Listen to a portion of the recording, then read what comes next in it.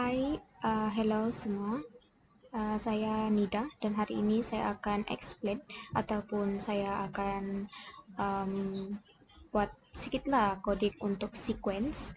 So dia punya question di sini adalah a car travels from station A to station B and then calculate the distance from station A to station B, which is kita akan kena bagi dia punya formula lah di sini. So it is very easy to identify the input lah, apa yang kita mau kasih masuk.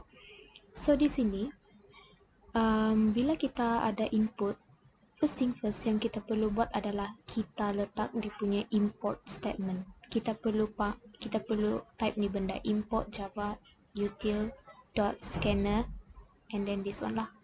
And then this one kita panggil dia sebagai dalam component, kita panggil dia sebagai import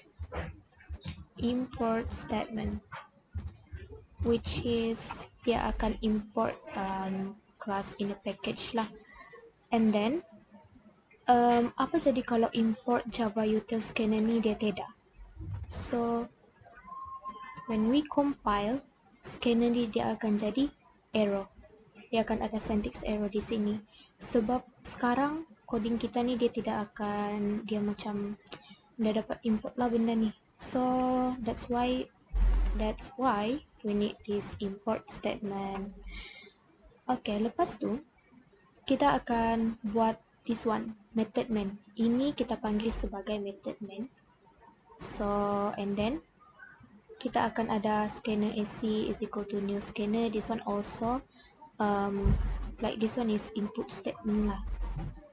And then first thing first, kita perlu declare our variable. So variable di sini apa benda apa variable lah, variable yang kita mau declare, which is variable yang saya pilih adalah speed, time and distance. So pemilihan variable ni mesti yang ikut rules. So sudah kita belajar pasal rules kan, rules identifier.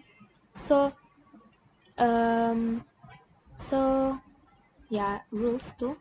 And then saya guna speed, time, distance because itu like first dia sudah bagi dalam soalan, and then the second is dia meaningful, and then kita easy to understand lah. Jadi di sini saya guna selepas sebelum variable tu kita mesti declare dia with data type. So data type ni kita ada integer, double, what else? Integer, double, and then yang so on no. So double ni kenapa saya guna double di sini untuk data type for this three variable? Because speed bila kita input speed, dia kadang-kadang akan ada point kan. So kita akan guna double when kita mau value tu in decimal lah. Okay, and then saya akan output print lon. Kenapa saya letak lon di sini? Sebab dia akan ada new line, dia akan dekat new line lah, dia tidak akan macam berdekat-dekat.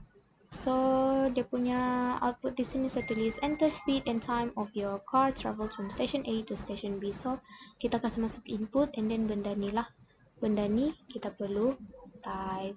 So why double? Sebab saya sudah declare variable saya tadi guna data type double. Kalau kita guna data type di sini double, so di sini pun mesti next double. Kalau contoh kita tulis sini int, so maksudnya speed ni kita akan kasih sc dot next int. Okay, so and then lepas tu kita akan buat proses dia. So proses dia adalah distance is equal to speed times time, because this one is already given here. Macam mana kita mau calculate the distance. Also the distance kita sudah declare dia punya variable. So di sini just kira aja lah, komputer akan kira. So system out print lon, which is Nina, yang benda-benda kita mau cakap lah, hijau semua ni yang kita mau print. Lepas tu kita ada letak jarak di sinilah untuk mau lagi cantik. And then plus distance. So plus distance ni di mana distance ni kita akan panggil balik distance yang ini, this one. So Apa beza ini ada jarak dengan tiada jarak? Kalau tiada jarak, kamu punya output dia akan jadi begini. Bila begini. Bila dia ada jarak di sini, output kamu akan jadi begini. Oke. So di sini persoalan dia lagi apa akan jadi bila distance ni kita tidak declare. Bila kita tidak declare, dia just like bila kita tidak declare, bila kita compile, dia akan unvariable, not identified. Variable ni dia tidak dapat kena identify lah sebab kita tidak declare dia tadi. So apa-apa benda yang kita mau kasih, apa-apa benda proses di sinilah variable yang kita tulis tu kita mesti declare dia sebelum kita kasih assign some value ataupun mau proses dia lah. So that is all for sequence. Thank you.